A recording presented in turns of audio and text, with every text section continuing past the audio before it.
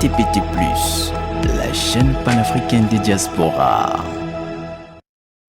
Tout de suite, émission.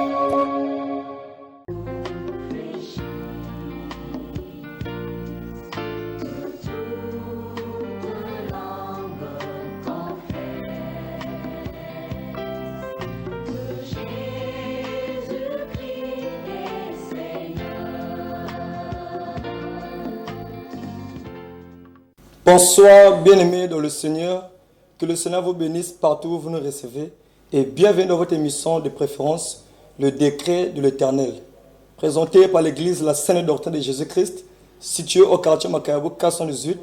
À 200 mètres du terminus se trouve une pharmacie. Et juste après la pharmacie, la première ruelle de la ruelle, la 5e parcelle à gauche. Et cette émission a pour but de ramener tout être vivant à l'obéissance parfaite de Christ. N'allons pas développer notre émission sans pourtant rendre grâce au Seigneur. Seigneur, merci pour ton nom, ta présence, ton amour. Merci pour ton décret. Que toute la gloire te revienne.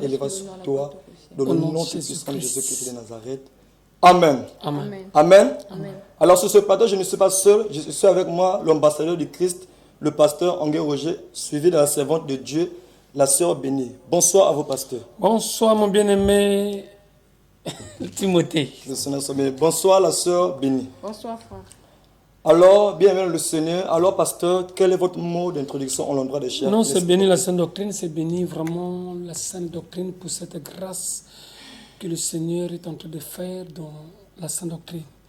Et que le Seigneur bénisse vraiment aussi tous les hommes de Dieu. Je n'oublie pas vous qui êtes là-bas à Brazza. Vraiment, vous êtes nombreux là-bas, tous les hommes de Dieu. Je n'oublie pas que le Seigneur vraiment vous comble, qu'il vous comble. Et je n'oublie pas le couple Maungu, le bien-aimé, Amour et le reste. Vraiment que le Seigneur vous bénisse tous. Que le Seigneur vraiment soit béni. Alors, bien-aimé le Seigneur, il n'est pas bon d'appeler pendant le déroulement de l'émission. Si vous avez des soucis, des requêtes, vous pouvez nous les faire parvenir par SMS aux numéros qui sont affichés au bas de vos écrans. Amen. Amen. Nous sommes toujours dans notre grand thème que le Seigneur nous avait donné au travers de son serviteur, le vrai baptême. Alors nous allons nous plonger dans les Écritures, ce que le Seigneur veut nous instruire là-dessus. Amen. Amen. Je vais lire dans le livre de 2 Corinthiens 5, à partir du verset 17 au verset 21. J'ai la parole au nom de Jésus-Christ. Si quelqu'un est en Christ, il est une nouvelle créature. Les choses anciennes sont passées. Voici, toutes choses sont devenues nouvelles. En tout cela vient de Dieu, qui nous a réconciliés avec lui par Christ et qui nous a donné le ministère de la réconciliation. Car Dieu était en Christ, réconciliant le monde avec lui et imputant point aux hommes leurs péchés. Et il a mis en nous la parole de la réconciliation. Nous faisons donc les fonctions d'ambassadeurs pour Christ, comme si Dieu exhortait pour nous. Nous vous en supplions au nom de Christ, soyez réconciliés avec Dieu. Celui qui n'a point connu le péché, mais il les fait devenir péché pour nous, afin que nous devenions en justice avec Dieu. Amen. Alors, pasteur, sur ce passage, qu'est-ce que le Seigneur veut nous instruire là-dessus?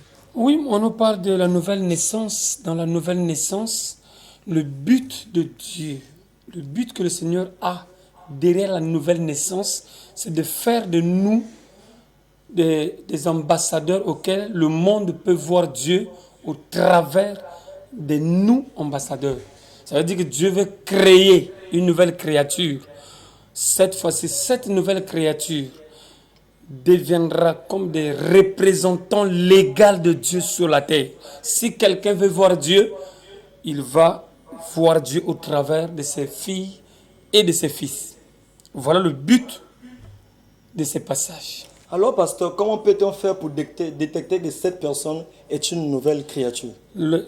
Comment nous pouvons faire pour reconnaître que cette personne est devenue une nouvelle créature? S'il a traversé toutes ces étapes.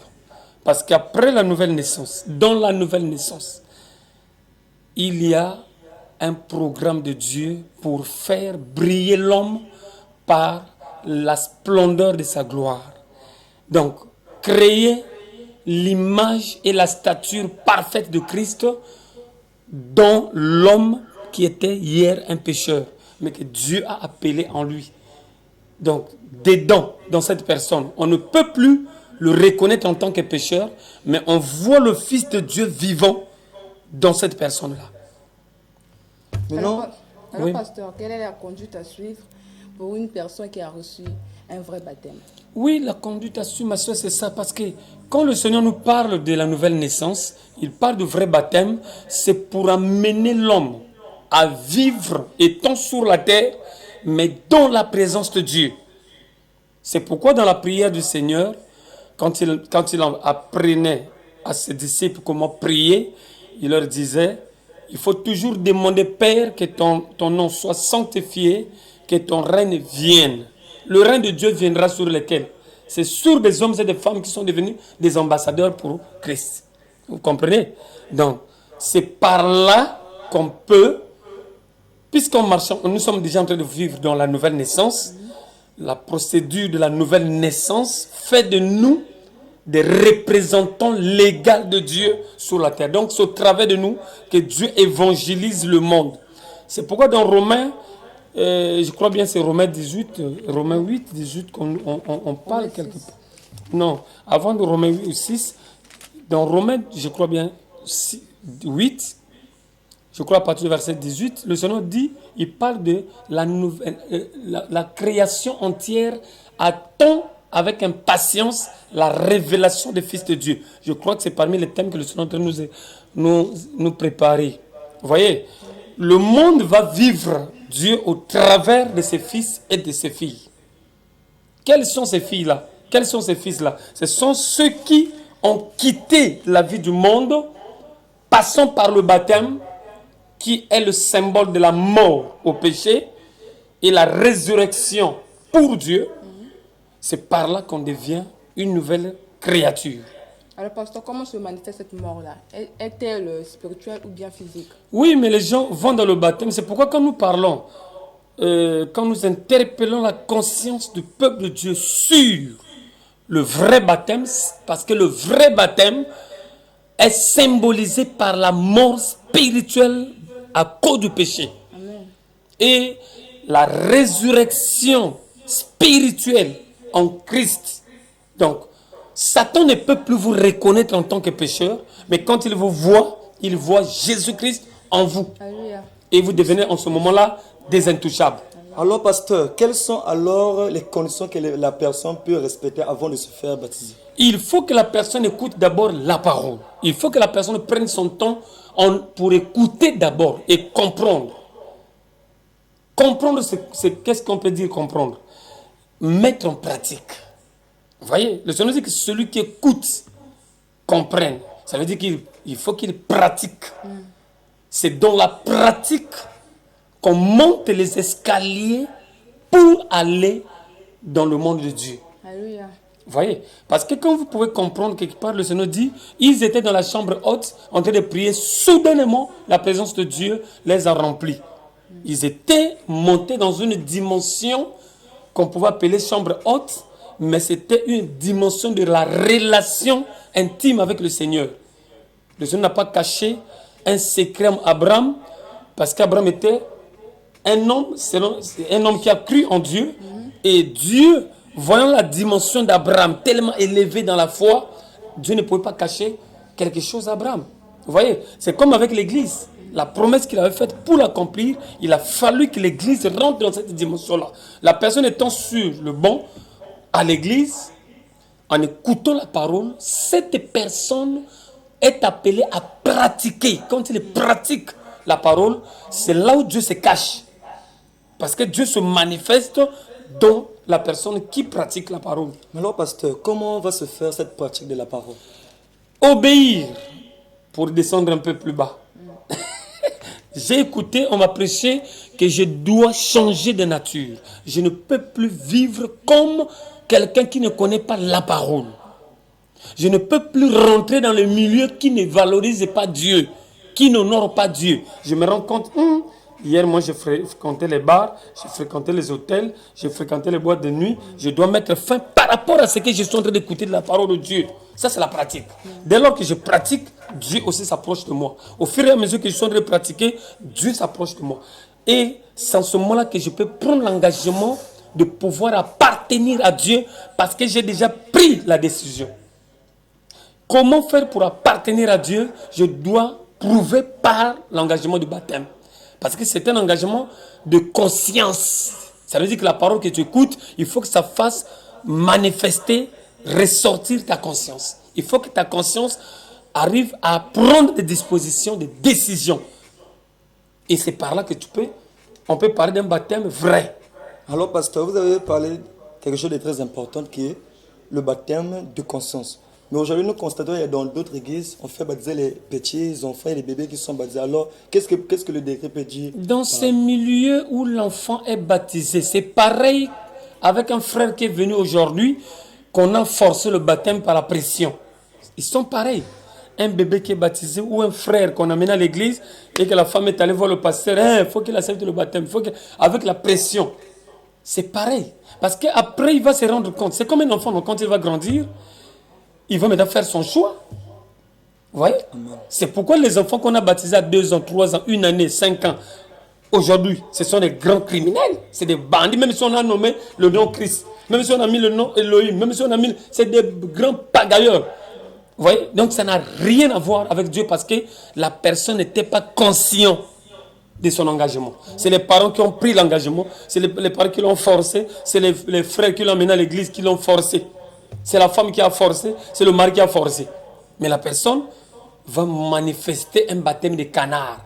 Et il va faire honte à l'église, il va faire honte même à celui où c'est soit le père, ou soit le mari, ou soit la femme. Voilà.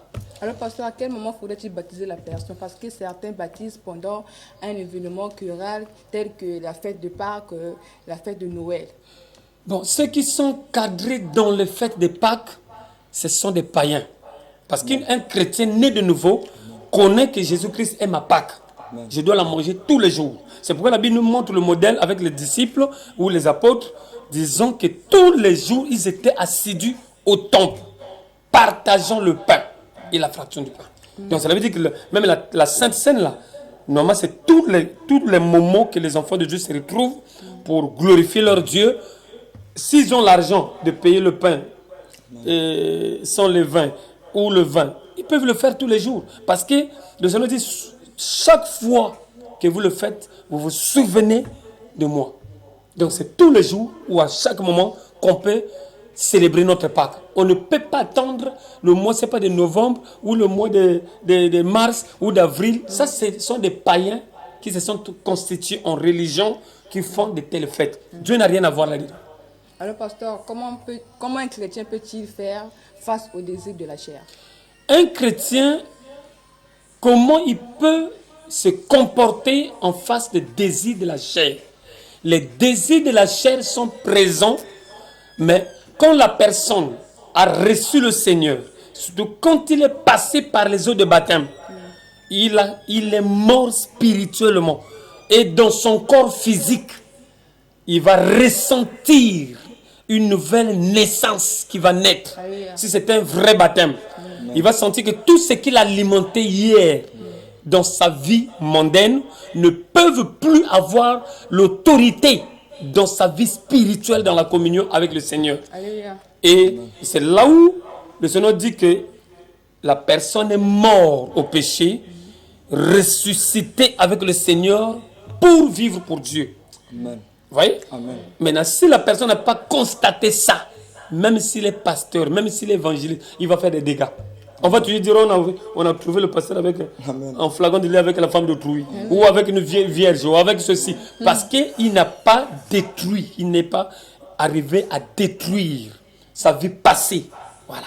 Alors, pasteur, bon, Jean-Baptiste a dit que je vous baptise d'eau pour vous emmener à la repentance. Celui qui viendra après moi vous baptisera du feu du Saint-Esprit. Alors, pasteur, quel est alors le baptême de feu? Le baptême de feu, c'est quoi alors, pasteur? Quand la personne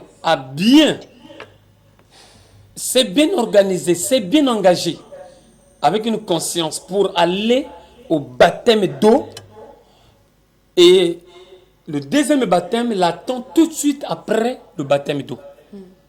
Et c'est ce qu'on appelle le baptême de feu. Amen. Ou c'est le désert, Amen. dans d'autres expressions. Ou c'est l'épreuve.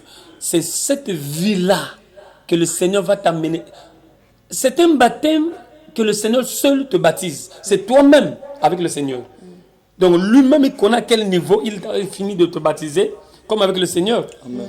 Après le baptême, il nous a donné le modèle. Il est allé, il a fait le jeûne de 40 jours, 40 nuits.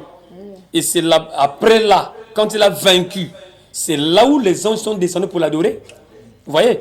Donc c'est comme le chrétien qui a reçu, après son baptême, le deuxième baptême de feu. S'il a réellement, s'il s'est bien comporté, il est sorti vainqueur, vous allez le reconnaître par la flamme de l'esprit qui va briller sur lui. Mais il y a une soeur qui m'avait dit que son pasteur l'avait baptisé par un baptême de feu. Est-ce que c'est biblique? Non, Est-ce mais qu'un pasteur peut baptiser une personne par un baptême de feu? moi, le pasteur Roger, je ne peux pas baptiser quelqu'un de baptême de Saint-Esprit. Parce que la parole est claire, c'est Dieu lui-même qui baptise du Saint-Esprit et du feu et du Saint-Esprit.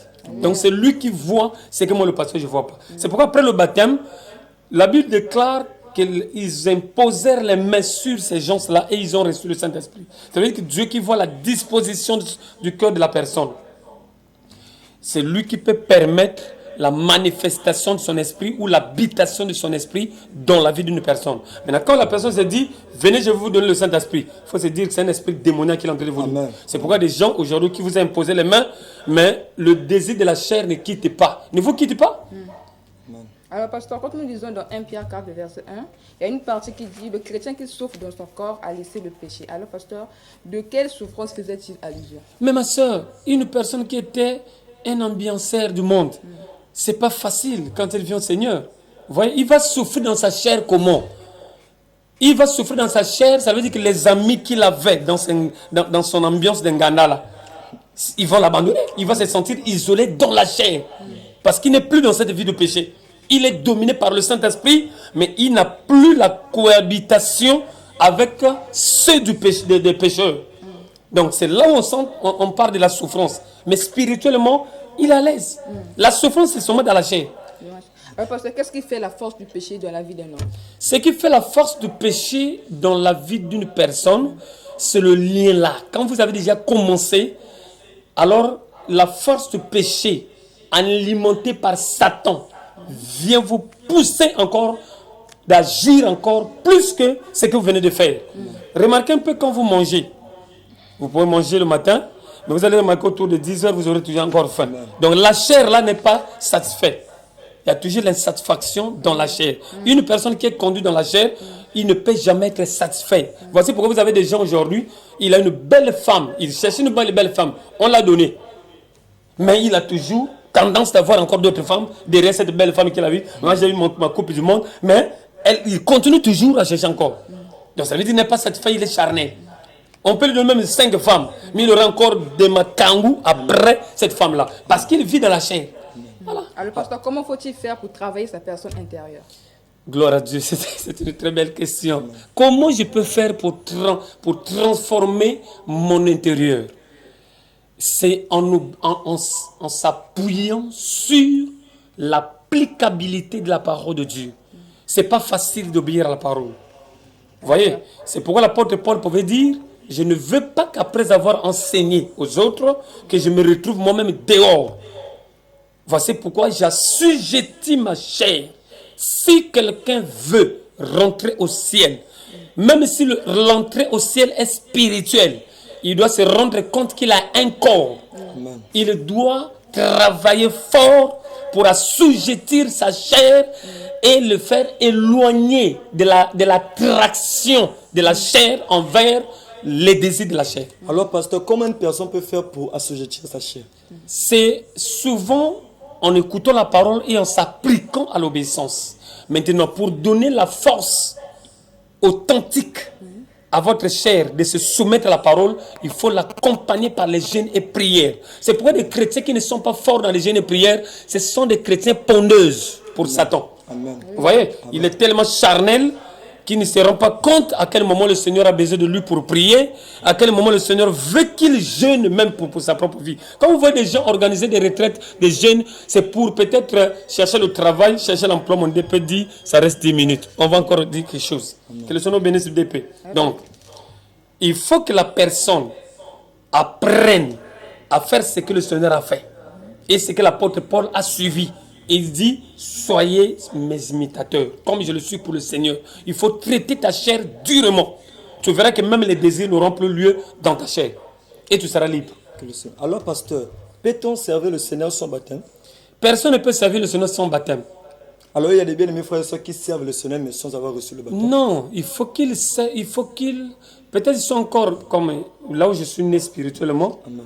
Dans l'église là où je suis né, il y avait des enfants de 8 ans qui chantaient, des enfants de 7 ans qui chantaient. Vous voyez, on ne peut pas les baptiser à cet âge-là. Il fallait attendre jusqu'à ce qu'ils aient la conscience pour qu'ils s'engagent eux-mêmes pour aller au baptême. À cet âge-là, ils peuvent servir le Seigneur.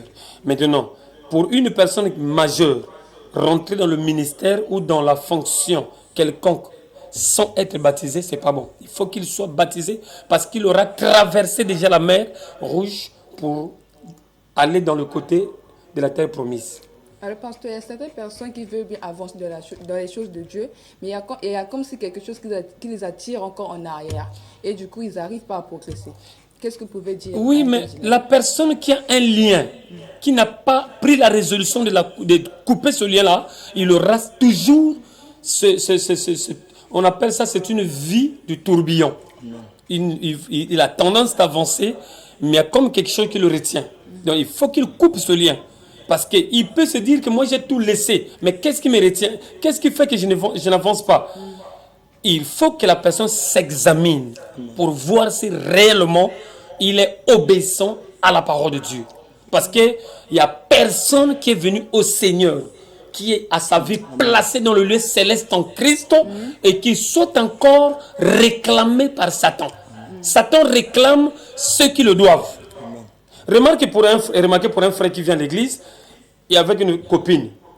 Une femme qui n'a pas épousé, c'est une copine. Amen. Mais qui continue cette vie, malgré son baptême qu'il peut prendre. Ce baptême est multiplié par 0, parce qu'il n'a rien fait devant Dieu. Amen. S'il peut réussir, s'il veut s'engager réellement par conscience, ça veut dire qu'il doit couper le sexe. Il doit prendre conscience de dire, je coupe le lien sexuel avec ma femme parce que je ne l'ai pas épousée. Je dois aller au baptême et je dois me préparer pour l'épouser avant d'ouvrir encore les fermetures. Amen. Voilà, c'est comme ça la parole de Dieu. Pasteur, Maintenant, comme les gens ont des sentiments aujourd'hui, on dit, bon, le frère est venu, on ne peut pas, ce ne va fuir, frère va seulement au baptême. Mais c'est un baptême de canard, parce que la personne ne verra pas Dieu. C'est pourquoi la multiplication des églises aujourd'hui, c'est comme un vin, il n'y a pas d'impact. Or, on pouvait seulement dans la ville de Pointe-Noire avoir peut-être même 2 églises, mais avec efficacité, parce que la parole est respectée. Mais comme les gens ne veulent pas pratiquer la parole, ils sont seulement obligés de passer en survolant la parole. Voici pourquoi on a beaucoup de frères et de sœurs qui ont rempli des églises, qui servent même dans les églises, mais qui sont pécheurs. Et Satan blague avec leur vie.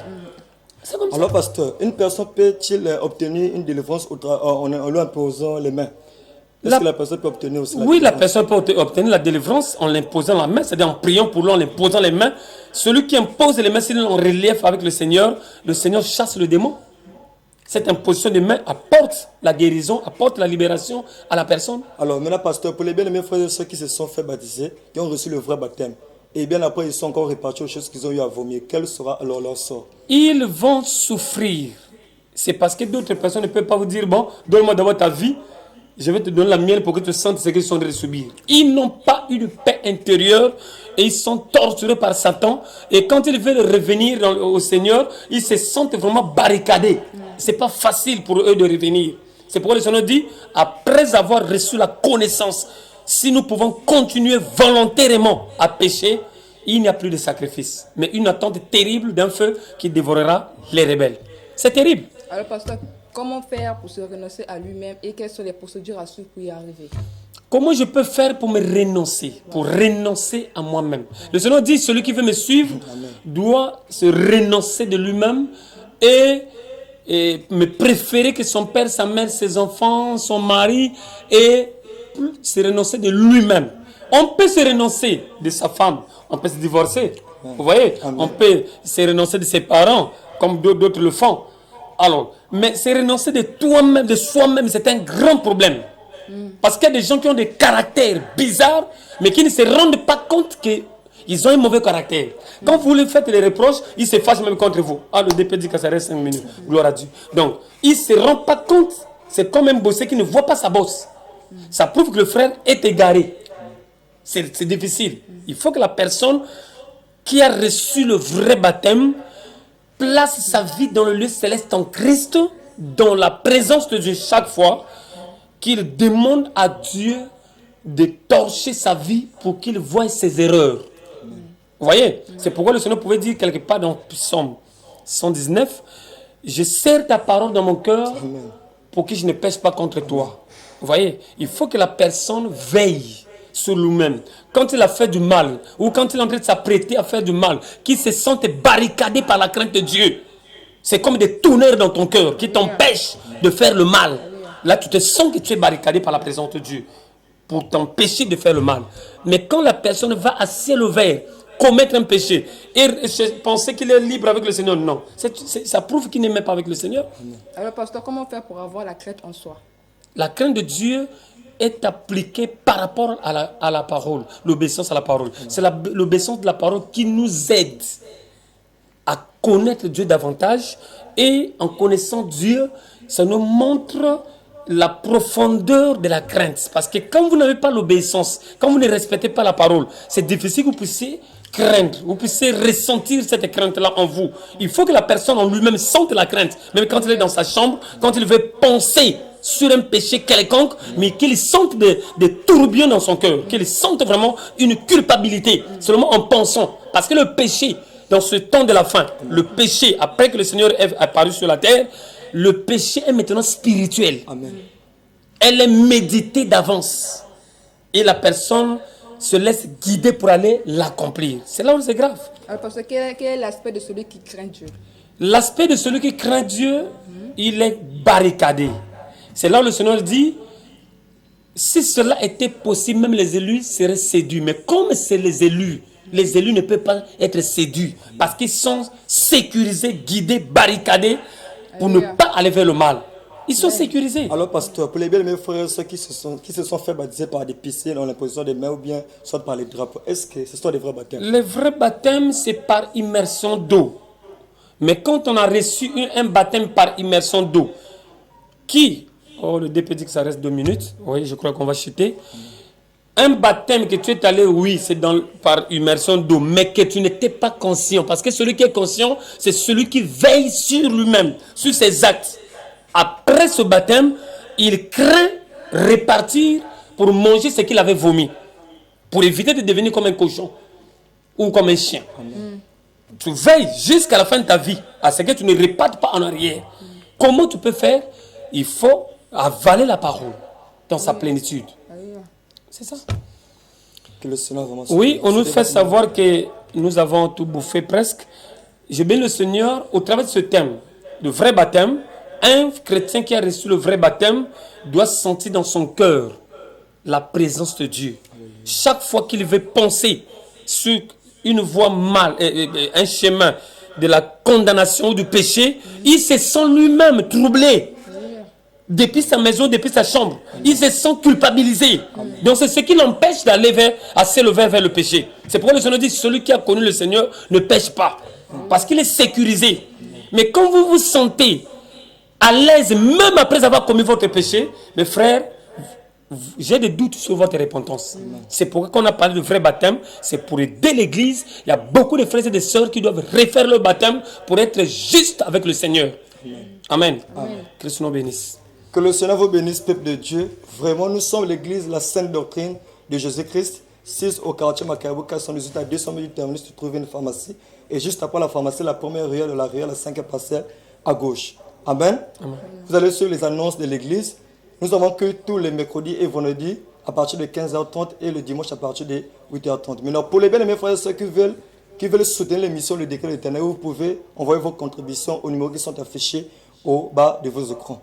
Alors, si vous nous avez suivis ce soir, c'est grâce à l'équipe technique qui avait été assurée par notre bien-aimé À la caméra, par notre bien-aimé Kevin le Différent. Et à la régie, par notre bien-aimé Papa Elios Baboué. Seigneur, Que merci Dieu pour vous ton nom, merci pour ta présence, merci pour des hommes et des femmes qui ont eu à prêter l'oreille à cette émission, Seigneur, et à suivre, Seigneur, ce décret, qu'il soit libéré ce soir, Seigneur, que la paix et la joie de l'esprit leur soient en partage au nom de Jésus-Christ de Nazareth.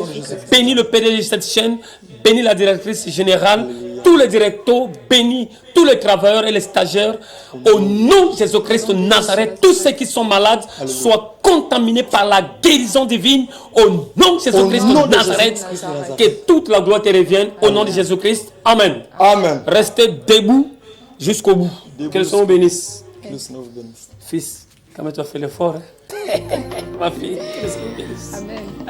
Amen.